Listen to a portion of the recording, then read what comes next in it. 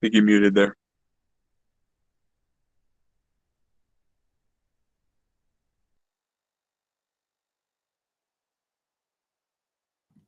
Okay, hopefully you can hear me now. Yes. Good, good. Sorry about that. Okay, so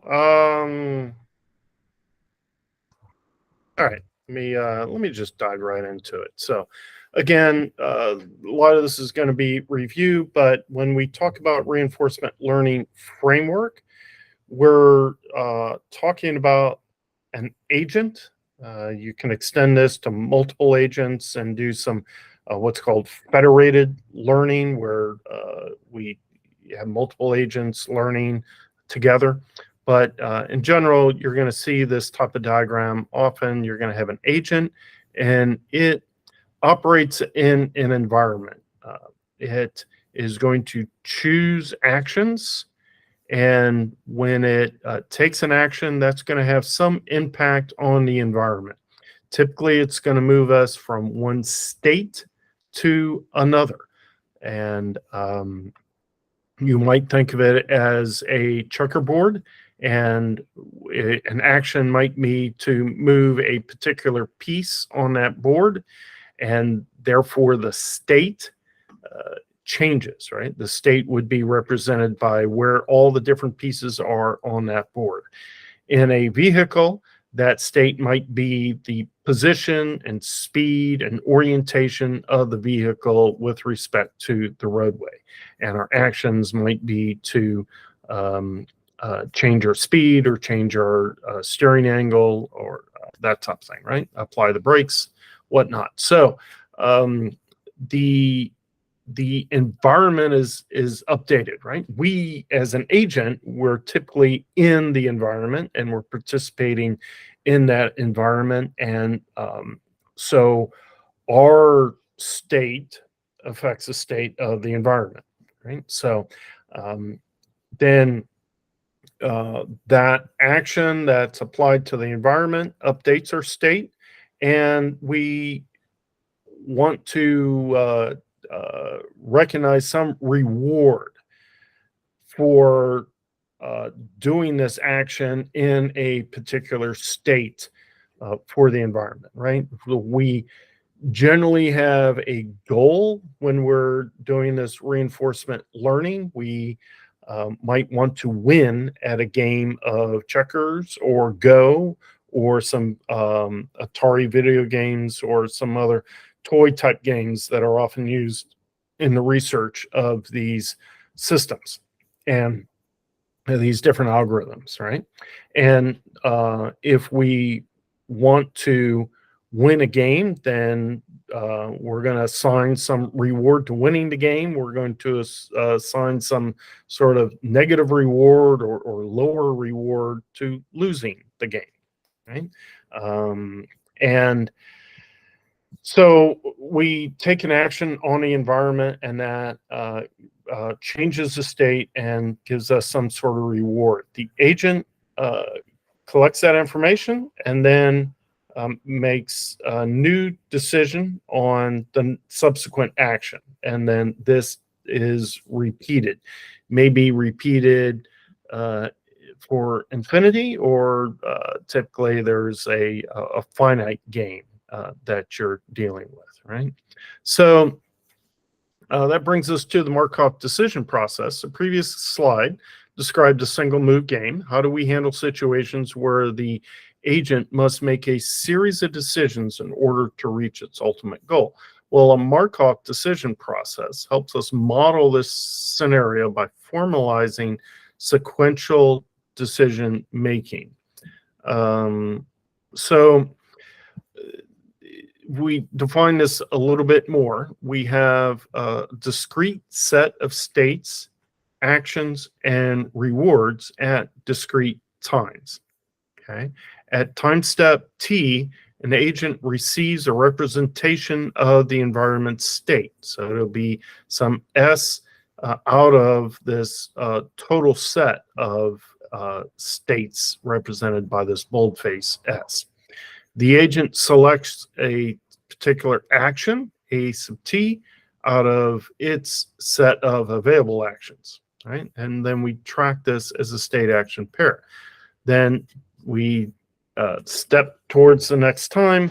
The environment transitions to the next state as a consequence of this action, and possibly external and random effects. Right. So then the agent receives a reward based upon the new state of the environment, which was in part, hopefully dominantly caused by the selected action, right? So we'll have some R of t, that t plus 1, that's a function of the state we had been in and the action that we took, right? So first of all, note that the same action might have different results in different states, right? So we need to look at this as a pair. These go together, right? And also note that the implication that there may be unmodeled external,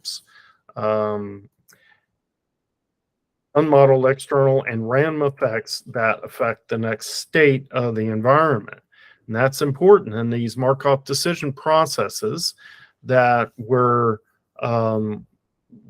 dealing with probabilistic systems. If they're deterministic, then it's a much easier problem to solve. But what we're studying here is situations where there's randomness in the environment, which may be external effects that we are not tracking or not measuring, and therefore we treat them as random, or it may be truly randomness itself, right? So issuing a particular action in a given state does not always give us the same result each time, or the one that we expect.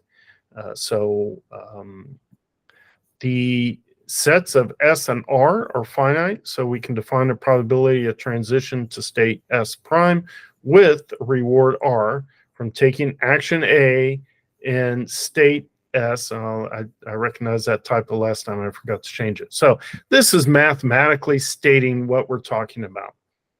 Okay, so we have this probability that's conditioned upon in state t minus 1 being in state S, and we're taking this action AT, right? So then that there's going to be some probability that's going to transition us to a new state and produce a reward associated with that, right? But there's going to be a probability distribution. We may end up in a different state. We may end up with a different reward. So these are joint and conditional probabilities, right? So hopefully you remember your probability theory. Mostly it's notation, right? We're not going to be really diving into like calculating specific probabilities. That's kind of what the code and the framework does, but it's important to understand the concepts of probability theory. So here we have these joint probabilities, but then these are also joint over here, but they're conditioned upon these, right?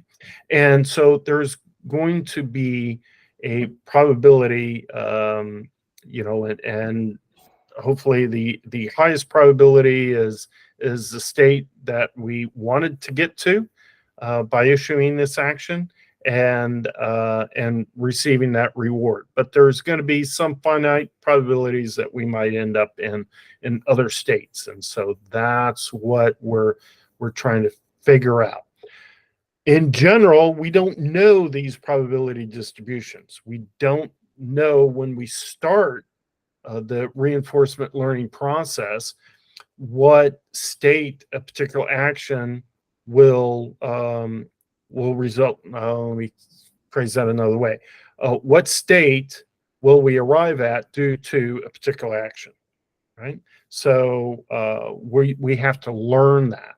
Given that we're in some state, we'll have to do some trial and error to figure out what action to choose to get to a new state. And in fact, we also need to learn what kind of rewards we're going to get from any given state.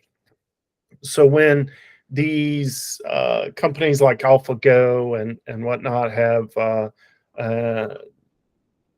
done these kind of famous reinforcement learning projects where they, and I don't mean the company AlphaGo, that was a project, all right? So where the reinforcement learning agent was able to beat a world grandmaster champion at the game of Go, right? And it's something that people thought would take many years to accomplish, but that was done several years ago. So in these cases, we can train these agents without even knowing the rules of the game that they're playing, right? Or even what the goal is, right? And instead, we develop a system of rewards, right? And we encode those rewards into, let's say, a simulation environment. And then the agent, all the agent is trying to do is it's learning, is trying to maximize rewards. Okay. So one thing to note here that I don't say explicitly, but is important and important in a lot of other applications where you might run across Markov decision processes or Markov sequences and that type of thing. And it's that the way we're modeling this is that the process is only a function of this current state, or with respect to the new state, the prior state, right? So, and the action that we're taking on it. So in other words, this probability distribution, we don't need to also condition it upon S T minus 2, S and A T minus 1, S T minus 3, A T minus 2, and so on, right? So the knowledge of the state that we're in is all we need to know, right? So if our environment has a lot of memory associated with it, then we need to recast the problem in order to use these things such that we are encompassing our state, all our information in the prior state. I think we talked about that a little bit before, but I want to emphasize that. All right, so here's another way of looking at it. So now consider this time sequence T0123 ... So here we'd have this state 0. So we start an initial state and we take an action. And I apologize in advance. There's a lot of different notations, and if you read different resources or whatever, some of these next states and all are kind of noted differently. Sometimes there's a prime. Sometimes we have a exponent that says old versus new and that type of thing. But the idea here, regardless of the notation, is that we're starting a particular state, we take an action, then that produces a change in the environment that results in a reward and a new state. And then we perceive that new state as an agent, and we choose a new action. And then that evolves us the environment to a new state, which produces another reward and a new state, and so on, right? So that's just the kind of a different representation of what we're attacking here. So the reward the agent attempts to receive and maximize has been defined for each time step in the sequence, right? So and this is really the hard work of reinforcement learning, right? So there's a number of different algorithms, and yes, we have to code up those algorithms and we need to be efficient in how we do it. And as we step into deep reinforcement learning, then there's a whole lot more degrees of freedom that we have to wrestle with as engineers, right?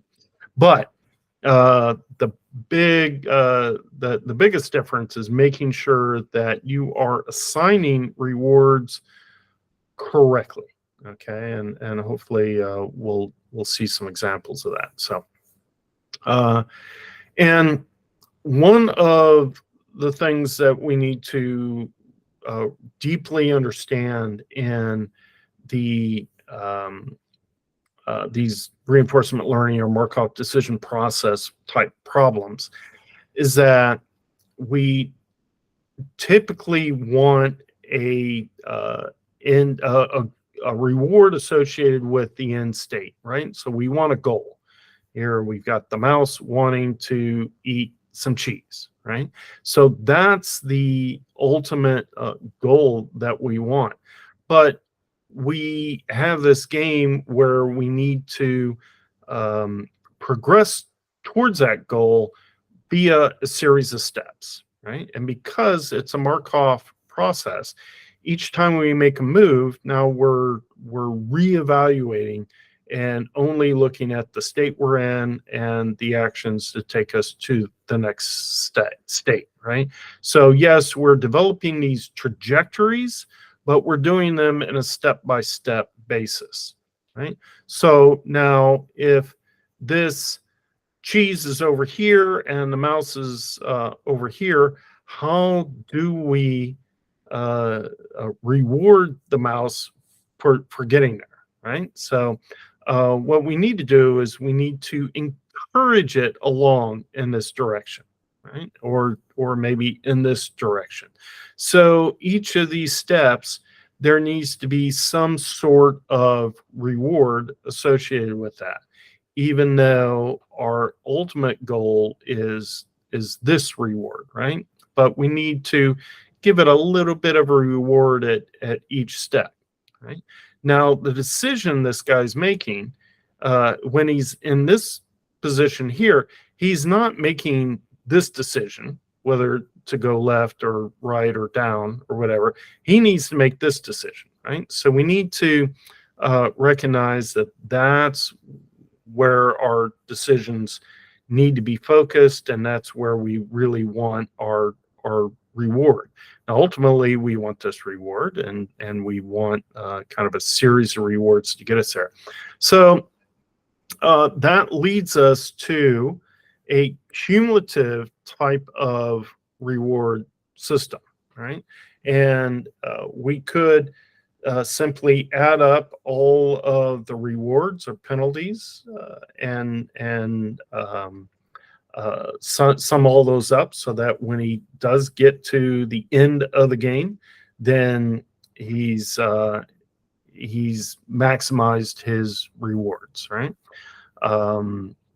But if we are looking at maximizing reward, and let's say we have a situation where there's not an end to the game, right? It's this type of game we would call episodic. So there would be a certain episode and to the game, and then we can repeat it and play the game a whole bunch of times, right? For many different episodes. But it's a finite game.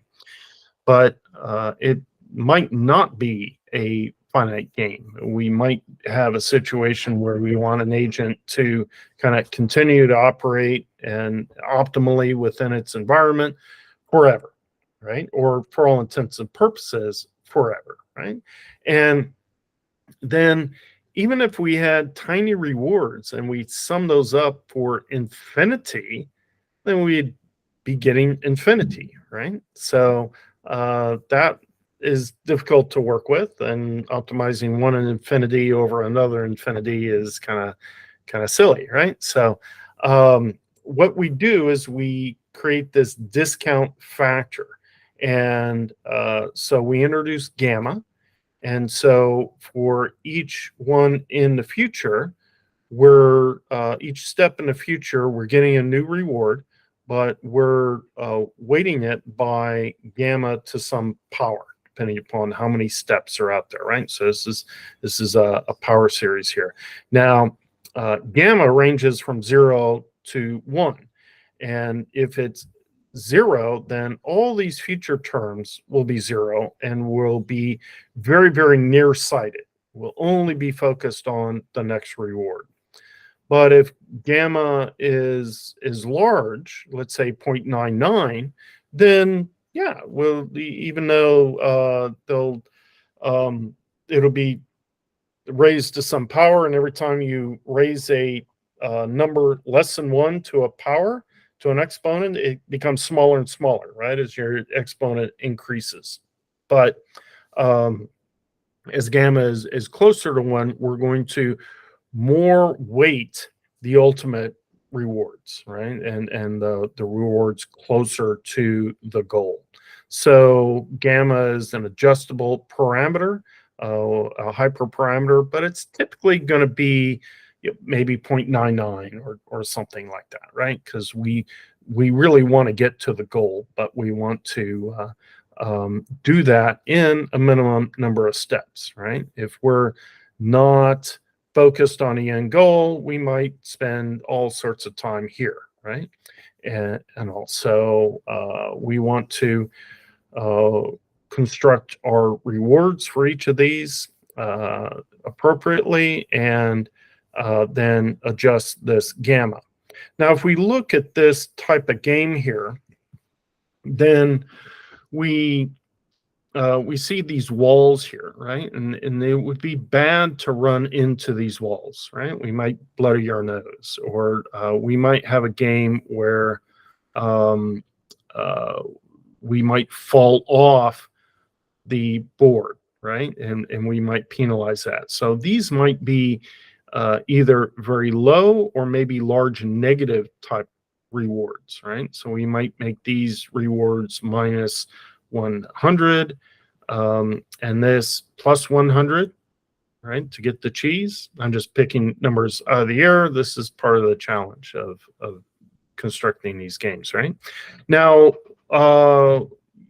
these white squares, here's an important note that we don't want this mouse to just be kind of moseying around out here taking his time. Generally, we want to run the game such that the mouse is going to get to the cheese in as few of steps as possible, right? Now, we're not a mouse. Maybe we don't even like cheese, right? But that's we translate this to whatever game we're thinking about, and generally we want to be efficient in our moves, right? That's why we're one of the reasons why we're maybe throwing a reinforcement learning algorithm at this problem. So what we might do is we might have small negative rewards for each of these white steps, right? So like a -1 type for each of these steps. And that way, if the mouse decides to spend all its time hanging out over here, then it's just going to be accumulating negative rewards over and over again, right? So it should learn that ultimately, if it explores around enough, that it can find this cheese and get a huge reward, right? And then that will maximize this G there. So some of this is repetitive, but some sequences are finite, like the mouse and cheese game. And if there's a final step, then the sequence from t is equal to 0 to t is called an episode, and the system is episodic, right? So there's a terminal state to the game that we're playing, right? So we have this environment, and when that environment reaches a particular state, or maybe it's a handful of states, then those states are terminal states, and typically we're going to get a hopefully a large reward for that. There may be terminal states that end up with low rewards, right? So there's a kind of a famous toy example called the cliff walking example, and you want to get from one side of the cliff around it to the destination, right? So the destination is an end state, but falling off the cliff is an end state also, right? But it's a very bad one. So these are episodic. So, but as I mentioned, some are continuing and never end. So essentially T is equal to infinity. So we discount them with some gamma less than 1, right? So the interesting thing here is if you've played around with a little bit of finite series or infinite series in mathematics, then you tend to study convergence properties of different series, right? And so if in a power series like this, if gamma is less than 1, then this series will converge. It may converge to a large number, but the point is that this exponent is going down very rapidly as k goes to infinity and allows you to converge. So we won't go into the proof of that. But all right, so now we have this relationship between rewards and states and the actions that it takes. There's we don't always know that. Typically, we don't know this in advance, this function, this relationship with rewards. And so our challenge in reinforcement learning is determining this function, right? And so how do we work with it, right? So we call this a policy. And then we explore this. We try to develop this function and learn this function via trial and error. Right? So in particular, if it's an episodic game, we can play this game over and over and over again. Typically, we'll do this in a simulated environment on a computer. Doing it in real life can be done, but it has its own set of challenges.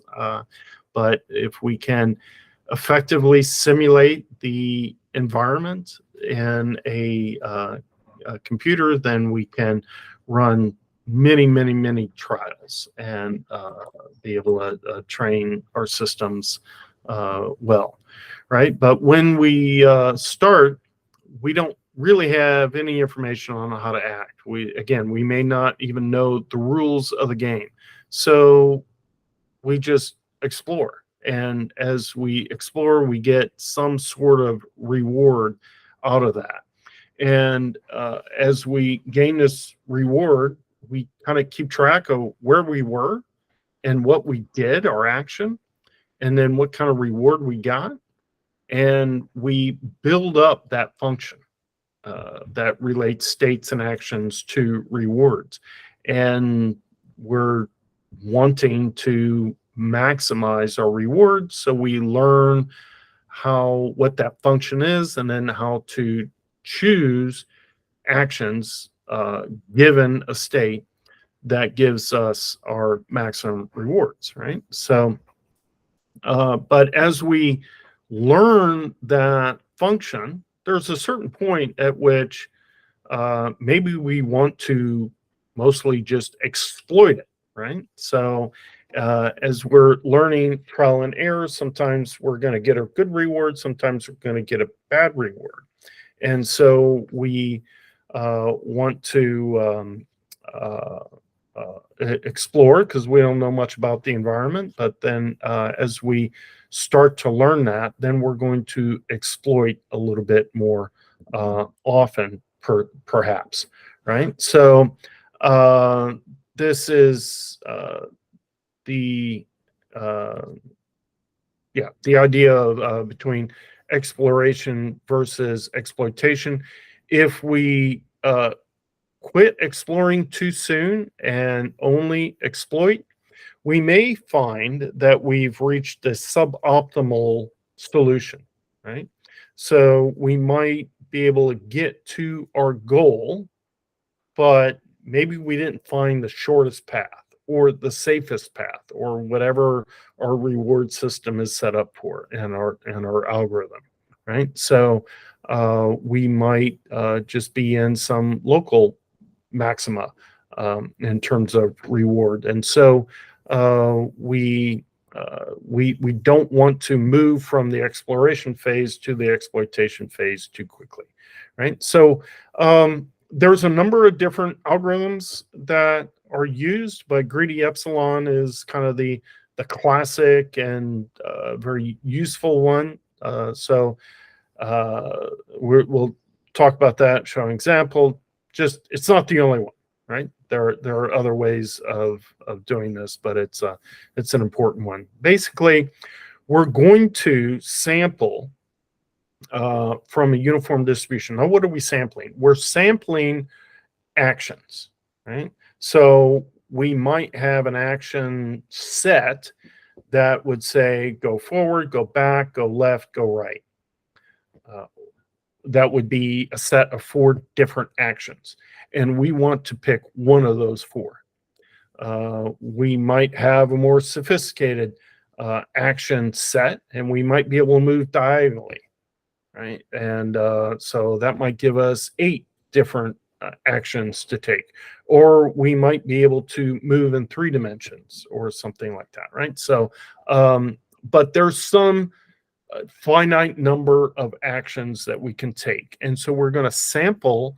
We're going to try to choose which action to do, right? So we're going to implement greedy epsilon. We're going to sample a number from a uniform distribution and then compare that to some epsilon. And that epsilon is going to determine whether we're going to, our random number that we get compared to the epsilon is going to determine whether we explore or exploit. So we can adjust this to determine whether we're going to explore a lot and hardly ever exploit, or vice versa, or maybe 50-50.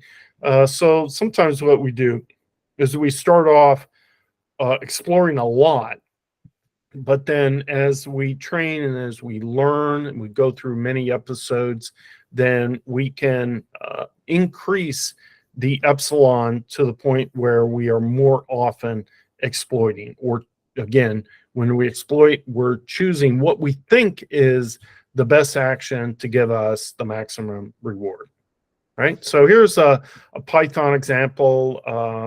I think I showed this in a code last week, but here I'm going to just cut and paste it into here. So in Python, we can define a function, right? So again, a little bit of Python review. So we create functions by this def statement, and then we give it a name and a parameters and then a colon. Then, not sure if I emphasize this enough in my little brief review of the Python language for machine learning, but Python, so if you're familiar with C, C++, which you should be, you know curly braces, right? And they block off our functions, our blocks of code. Python uses tabs or spaces, and so you want to make sure these are lined up. So everything lined up at this column is operating at one level of code block, and then we indent to reflect more nesting of these blocks, right? So we have a function declaration, and then we tab over, and I got a couple of comments here. So we're gonna pass in Q. We haven't talked about Q yet, but it's the table, or potentially a function, maybe implemented via neural nets, but for now, let's just consider it a table that we've built, and we're going to use that to find our best argument, our best action to take. I'm sorry. So, but we also have this epsilon, and that's given outside the system. That's going to be some number, typically between 0 and 1. And then the number of actions that we might take, and then the state that we're in. Now, the state and the queue are just needed when we want to exploit. All right, so what we do is we take this, we use a NumPy library, which we've imported and abbreviated as NP, that's convention. And this NumPy helps you work with arrays and matrices and numbers, basically, right? So one of the things it has in it is a uniform random generator, not a Gaussian, not a normal, but a uniform, right? So it's going to return with equal probability a number between 0 and 1, right? And I'm not exactly sure of the range of that, but it's nominally between 0 and 1. Epsilon is a number between 0 and 1. That's a given, right? It's and we compare. So if this time through this this function call, that we get a random number less than or equal to epsilon, then we're going to explore, right? So we're going to explore. And the way we do that is we're going to choose one of the finite set of actions, right? That's why we need to pass in the number of actions that we're going to take, right? And so the idea is that your actions are enumerated. So perhaps left means is associated with 0, forward is associated with 1, to the right is associated with 2, and backwards is associated with 3. Whatever that association is, you have that, right? And it's encoded. It's some sort of enumeration, right? So we can simply select or sample a random integer within this set of n actions, right? So this would be some number. It's going to return some number 0 to n minus 1, basically, right? And then we return that. And then our agent takes that number and looks up the action associated with it, and then issues that out as its answer, as its choice. But if this random number is greater than epsilon, then we're going to exploit. And we're going to, in this case, we're going to choose the best action from this queue, or think of it as quality table, right? And so here we've got a state, and then the different actions associated with this system, right? So what kind of actions can we take? And so again, this is part of that conditional joint probability that we're dealing with, right? So we have this table that we've built up that has different states and then different actions associated with it as indexes or dimensions for this table. And in each of those is this value statement or quality of that's related to the reward that we're expecting to get. So this colon operator is similar to what you might use in MATLAB. It's essentially a wildcard. So it's passing in, let's say these would be rows and these would be columns. So we're going to select a row based upon the state that we're in when we're calling this function, right? So we pass in a state. So we're going to select a row. Now in that row, we're going to look across all the different columns and find the maximum value in there. And well, we're not going to return the maximum value. We're going to return the argument associated with that maximum value. The argument being one of these columns, right? So these columns are representing the actions, right? So we've got states states on one dimension and actions on the other dimension. And we have, as we build up this Q table, we're going to have numerical values in all those, right? So looking across at a particular state, the state we're in, we're going to find that maximum value, and we're going to return the column number associated with that, right? So again, if we have 4 actions, then we're going to have 4 columns in this Q table. And so we're going to return back the index, right? 0, 1, 2, 3 for left, forward, right, back, right? As an example. So we're returning back that index. So in both cases, we're returning back a, is it cardinal number associated with the action. All right, so this is a classic epsilon greedy and a little bit of Python notation here. Note that these blocks are started with colons, and the blocks are delineated by tabs, and we don't need to close it with like a closing curly brace like you would in C or C++ or C#. Instead, you just back tab and you come back here. At the end, this just hangs, right? And by convention style guides, we had some blank lines here.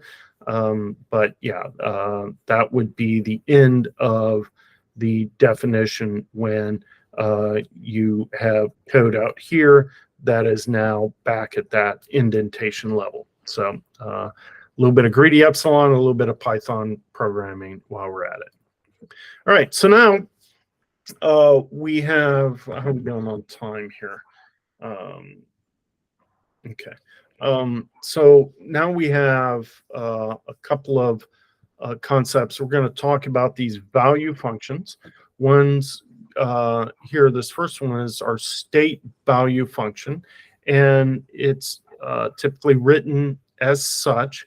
So pi is our policy, right? And that policy is used to choose the best action for, conditioned upon the state that we're in, right?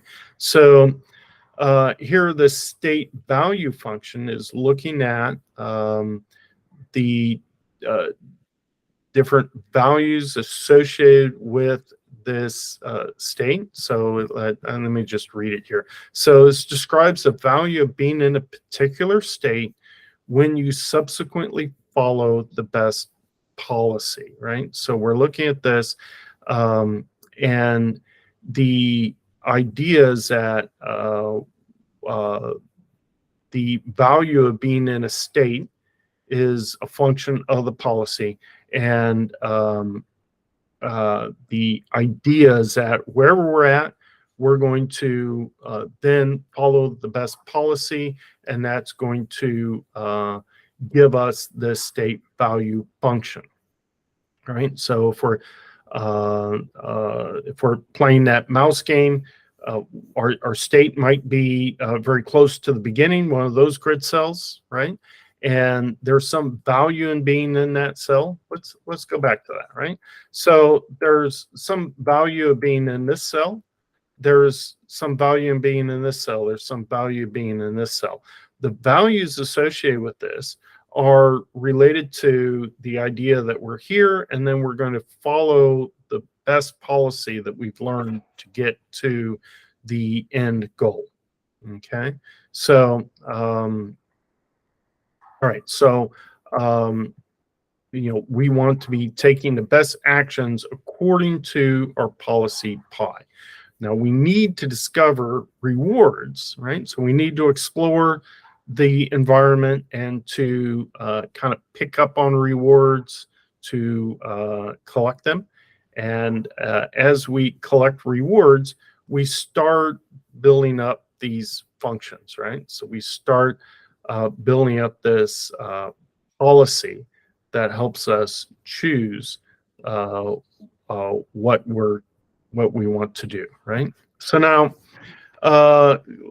there's another value function here. We call this the action value function, or sometimes the action state or state action value function. The point is here we're adding in the action. You look here, this is only conditioned upon the state. We're assuming that whatever state we're in, we're going to take actions according to the best policy that gets us to maximizing that value, right? So then here, this is now looking at maximizing the joint value, taking a particular action when we're in a state S, and subsequently following the best policy pi, right? So this is a little bit richer type of thing, because now we're in a state, and over here we necessarily chose the best action, right? Here we could take different actions, right, to get us there. So this allows us to build up this Q table, right? So that Q is what I showed earlier here, right? When we're trying to exploit, we're dealing with this Q table. So what we're doing here is we're creating this action value function that builds up this Q relationship to the state we're in and the action we want to take. So if we wanted to convert this to the value function, then we would simply put a max over A out in front of that, right? So we would take the best action, the max, the action that gives us the maximum result out of all these, right? So, and here's the important part, is that Q as a function of S and A can be implemented as a table, and we'll look at that first. But in some cases, that table may grow to ridiculous sizes, right? If your state has many different, a set of states is very large, and the number of actions that you might take in that state is very large, then it's going to be intractable to handle that in a table, right? So when we look at reinforcement learning, we're often dealing with these toy problems, mazes, or grids, and that type of thing. But when we get into, and then they have a fairly small set of states and actions that we're dealing with. But when we get into the real world, we see that the states, they might even be continuous, right? The position of a car within a lane is not really discrete. It's continuous. It can be anywhere inside that lane or along that lane. And so now we're going to need to really represent this Q as a function, right? Or, possibly implementing that function approximator via a neural network. Right? So neural networks, because there are nonlinearities and their sizes and that type of thing, they're very good at being able to implement or approximate arbitrary types of functions. So, and that's where we end up ultimately in deep reinforcement learning, is when we start replacing these Q tables with multi-layered neural networks. All right, but before we get to that, let's review again. We talked about this super briefly last week, but it's the Bellman optimality equation. Now, this goes back like to the 50s, I think. So it's really kind of fundamental in a lot of computer science. And so it's important in a big sense. Oh, here I even have a reference, 1957. So, but it's one of its big applications is in these Markov decision processes, of which reinforcement learning is a example solution to it, right? So, all right, so principle of optimality. We like optimal stuff, right? So as engineers, we're always trying to optimize things. An optimal policy, again, how do we choose the right action to ultimately give us the biggest reward, right? And so an optimal policy has the property that whatever the initial state and initial decision are, the remaining decisions must constitute an optimal policy with regard to the state resulting from the first decision. Wow, what does that mean? Sometimes it's easier to look at it in math, right? So in equation form. So here we have this Q table, and with given state, and we're going to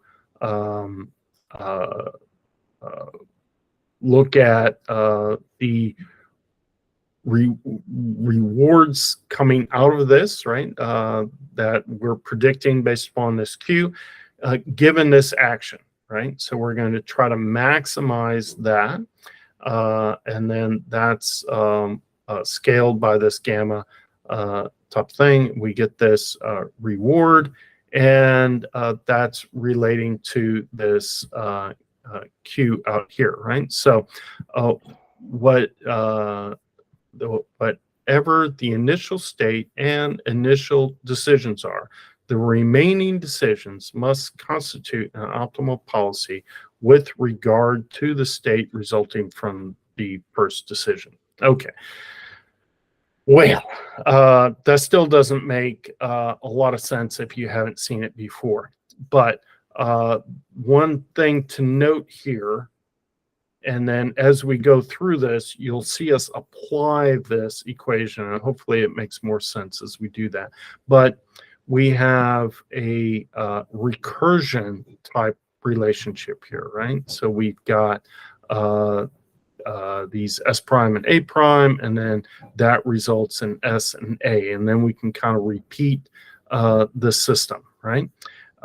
Also note that there's randomness assumed, that we are assuming it's a probabilistic relationship, and so this Q star of S and A is ultimately we need to take the expected value out of all these, right? And so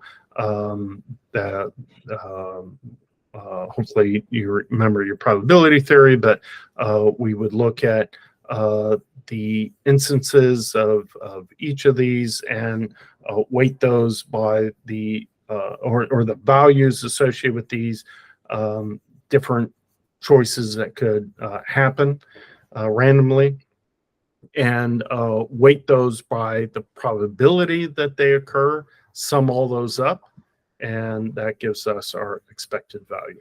Right? So, all right, now let's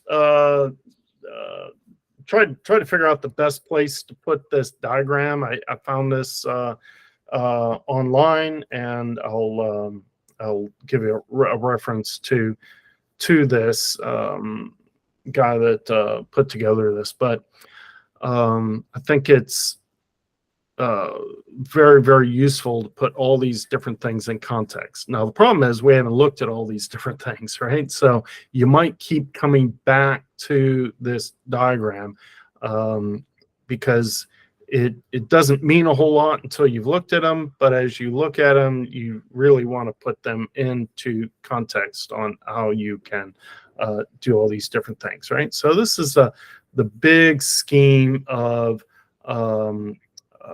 trying to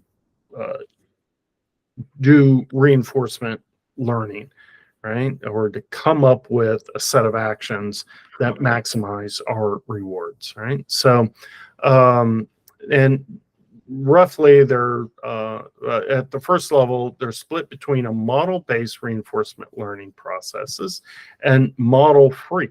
What does that mean? Well, if it's a model based, then we have some idea of all these different functions that we're presented with, right? So we know something about this, the best policies associated with choosing an action given a certain state, or we know something about these values and iterating through different states to try to figure out what state gives us the maximum values, right?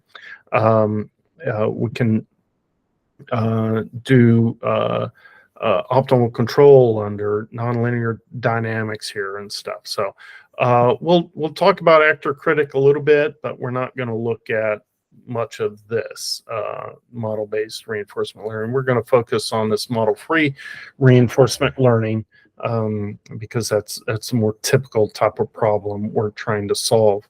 So here we have gradient free and gradient based. Now, where did we see gradients before? We saw those in back propagation, right? Where we had some function associated with the activation functions and the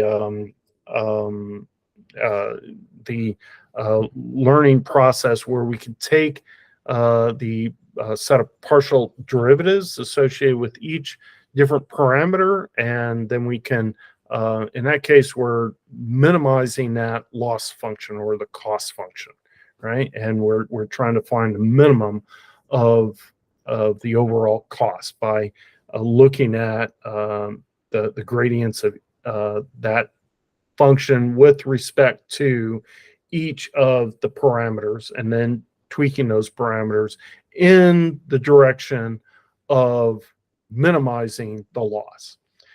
In reinforcement learning, we just kind of flip that up and we're maximizing reward, right? So it's same type of thing. We've got some sort of reward function, and we're going to learn that, but we're also going to take the gradient of that with respect to a bunch of parameters, right? So here we use theta typically to describe a set of parameters in our model that we're trying to train.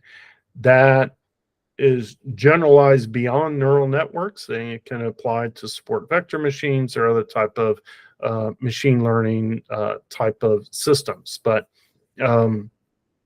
so we're using theta here as that notation. But the idea is that we would try to follow gradients to by looking at that reward, figuring out how do we, if we can calculate the gradient of that reward, total reward function as a function of these parameters, and then we can iterate towards a better set of parameters each time via this learning rate alpha, right?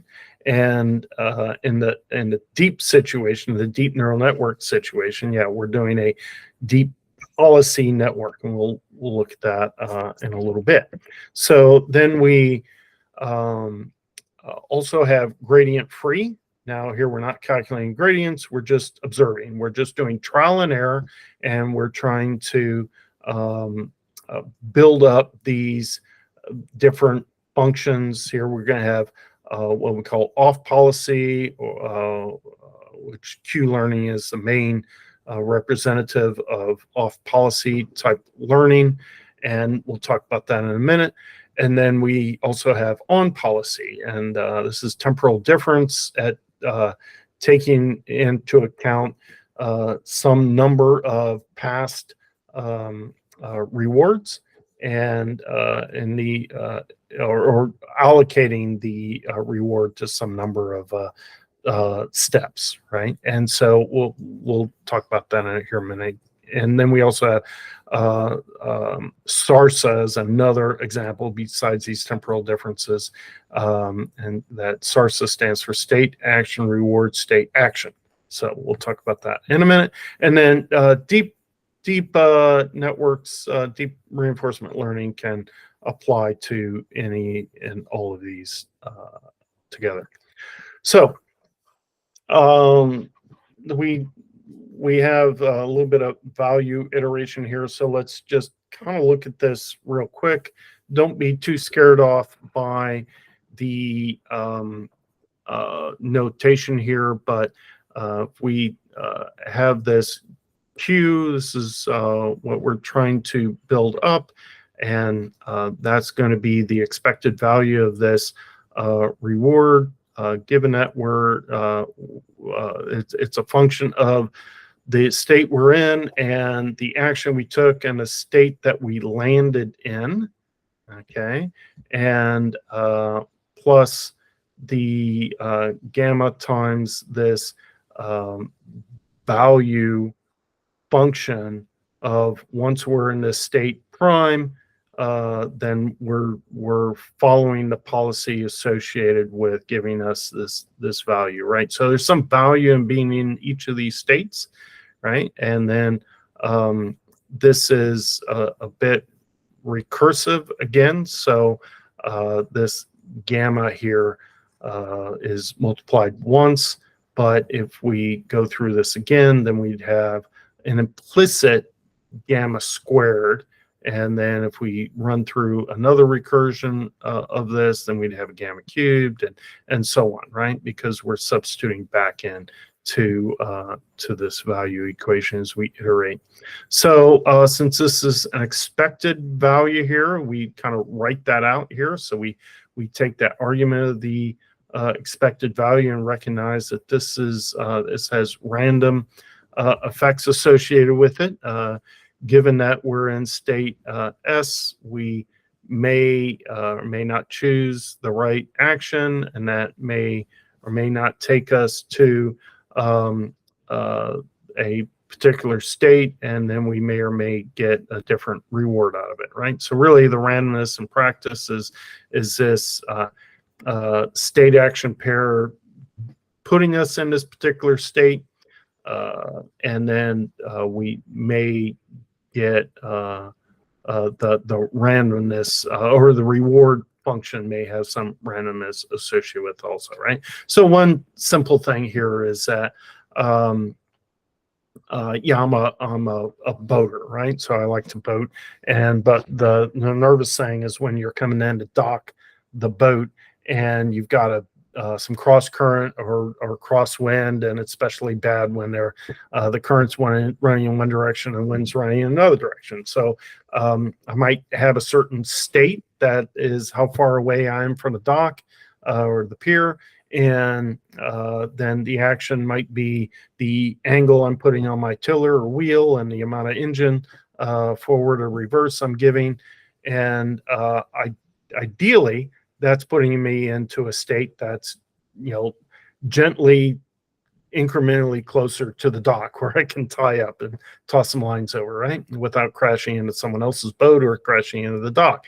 But because of that current and wind, I don't end up in the state that I want to be in, right? So that's a classic example of that, right? So then this type of relationship is going to be present here, right? So we're saying we're going to follow the policy the rest of the way, the optimum policy, but of course each of those is going to have some state action that results in a new action, and there's randomness implied in there, right? So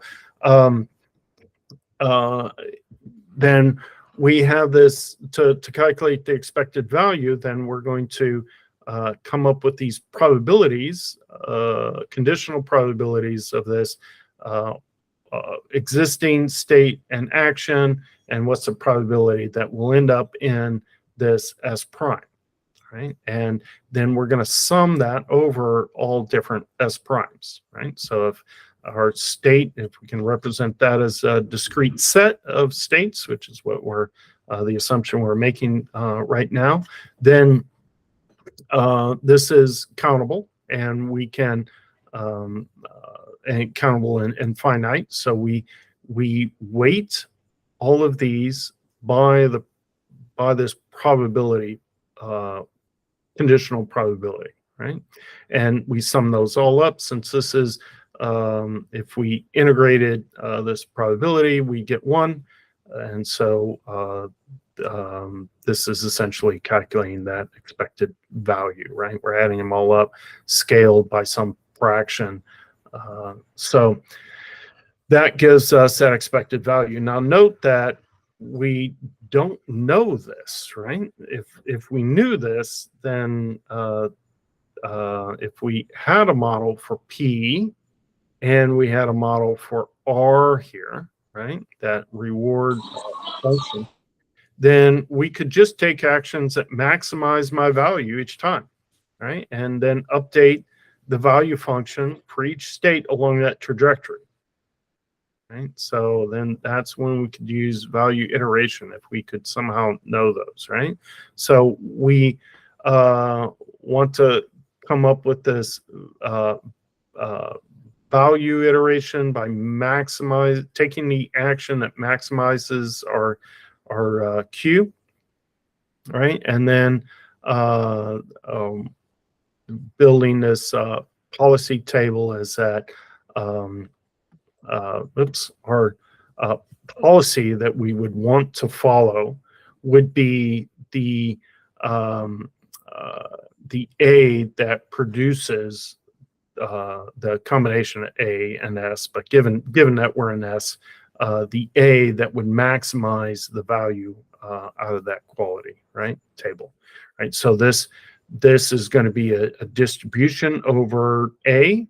The different actions is going to have different results, different qualities of our value system here, and so we're developing this this pie. So you can think of value as your overall reward, your ultimate reward, right? So and so we can substitute in these things here. So we have Q here, and we've got this relationship for our policy. So really our policy here is this figuring out the A.